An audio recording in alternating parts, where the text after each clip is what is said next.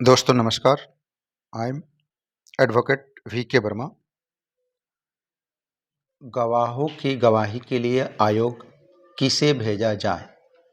भारतीय नागरिक सुरक्षा संहिता 2023 की धारा 320। भारतीय नागरिक सुरक्षा संहिता 2023 भारतीय नागरिक सुरक्षा संहिता 2023 जो 1 जुलाई 2024 को लागू हुई ने दंड प्रक्रिया संहिता 1973 क्रिमिनल प्रोसीजर कोड 1973 का स्थान लिया।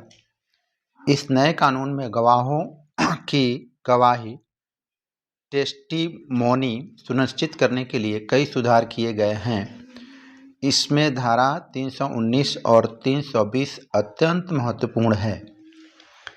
यह धारा 319 यह प्रावधान करती है कि किन परिस्थितियों में गवाह की भौतिक उपस्थिति फिजिकल अटेंडेंस को समाप्त कर दिया जाए और उनकी गवाही दर्ज करने के लिए आयोग कमीशन जारी किया जाए।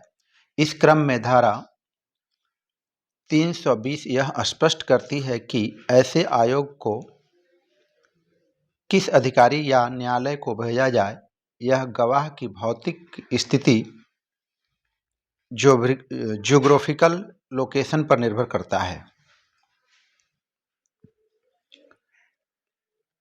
धारा 319 की भूमिका: गवाह की उपस्थिति समाप्त करना और आयोग की जारी करना।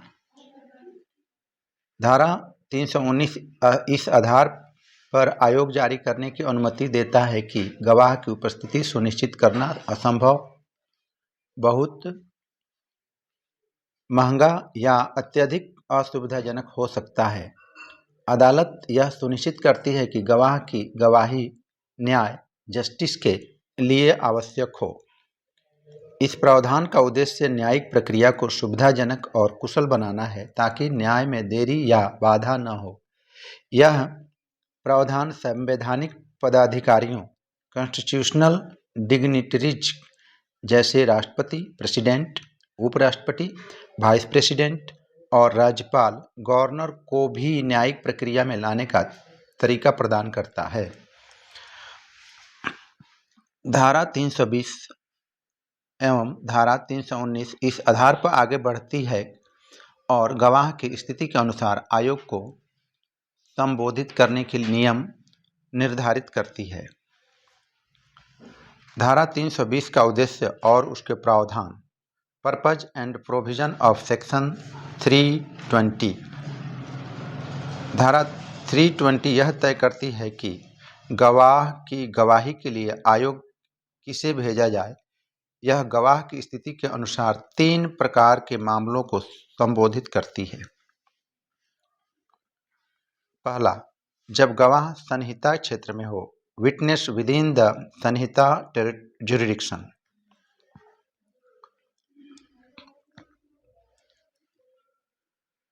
यदि गवाह भारतीय नागरिक सुरक्षा संहिता के क्षेत्र में है तो धारा 320(1) के अनुसार आयोग इस क्षेत्र के मुख्य न्यायिक magistrate, chief judicial magistrate (CJM) को भेजा जाएगा जहां गवाह स्थित है। उदाहरण के लिए, एक आपराधिक मामला जयपुर, राजस्थान में चल रहा है और गवाह मुंबई, महाराष्ट्र में रहता है। चूंकि दोनों स्थान संहिता के अंतर्गत आते हैं, आयोग मुंबई के मुख्य न्यायिक मजिस्ट्रेट को भेजा जाएगा। मजिस्ट्रेट गवाह की गवाही दर्ज कर अदालत को भेजेगा। सेकेंड, जब गवाह भारत में हो लेकिन संहिता क्षेत्र से बाहर हो, witness in India but outside Samhita jurisdiction. धारा 320(2) उन मामलों को कवर करती है जहां गवाह भारत में है लेकिन किसी ऐसे स्थान या क्षेत्र में है जहां संहिता लागू नहीं होती। ऐसे मामलों में आयोग को केंद्रीय सरकार, सेंट्रल गवर्नमेंट द्वारा अधिसूचना नोटिफिकेशन के माध्यम से निर्दिष्ट किसी न्यायालय या अधिकारी को भेजा जाएगा। उदाहरण के लिए, अगर गवाह भारत के उत्तर पूर्वी क्षेत्र में है जहां यह संहिता अभी लागू नहीं हुई है तो आयोग को केंद्रीय सरकार द्वारा नामित अधिकारी या न्यायालय को भेजा जाएगा।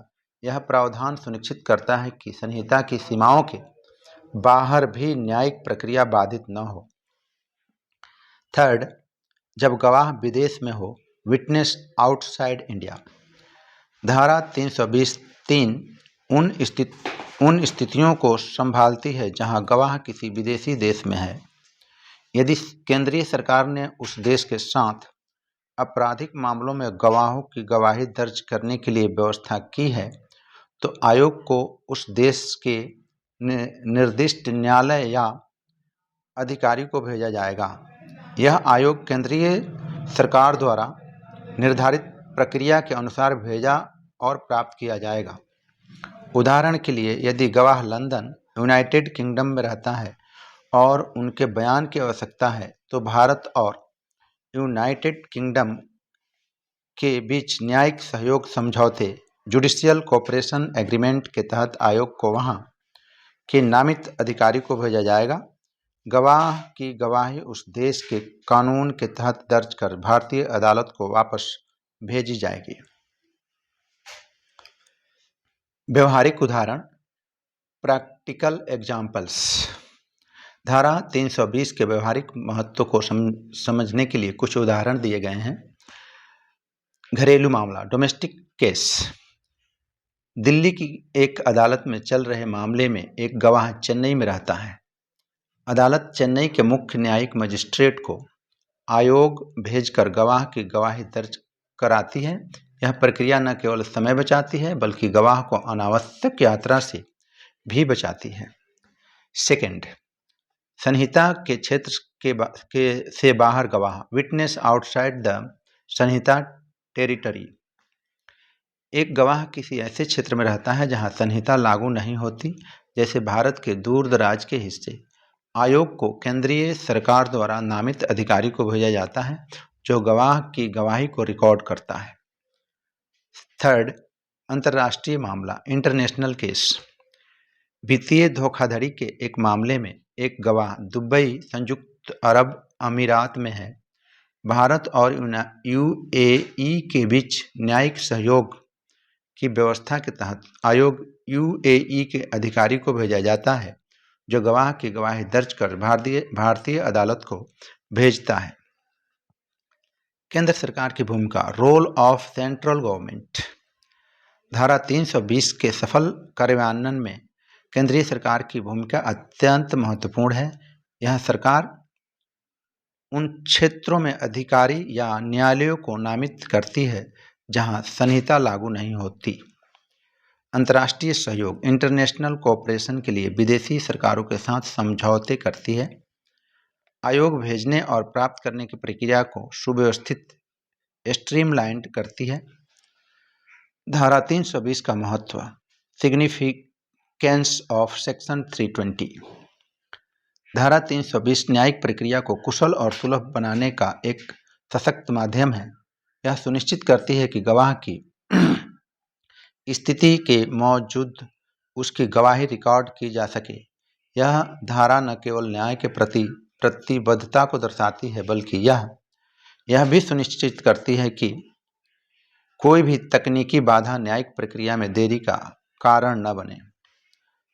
भारतीय नागरिक सुरक्षा संहिता 2023 की धारा 320 न्यायिक प्रक्रिया में एक महत्वपूर्ण सुधार है। यह सुनिश्चित करती है कि गवाहों की गवाही प्राप्त करने में स्थान और क्षेत्र की सीमाएं बाधा न बने, चाहे गवाह देश के भीतर हो या विदेश में। धारा 320 एक सुव्यवस्थित और न्यायपूर्ण तंत्र प्रदान करती है। यह प्रावधान न्याय तक सभी की समान पहुंच सुनिश्चित करता है और न्यायिक प्रक्रिया को अधिक प्रभावी और निष्पक्ष बनाता है। Thank you for listening.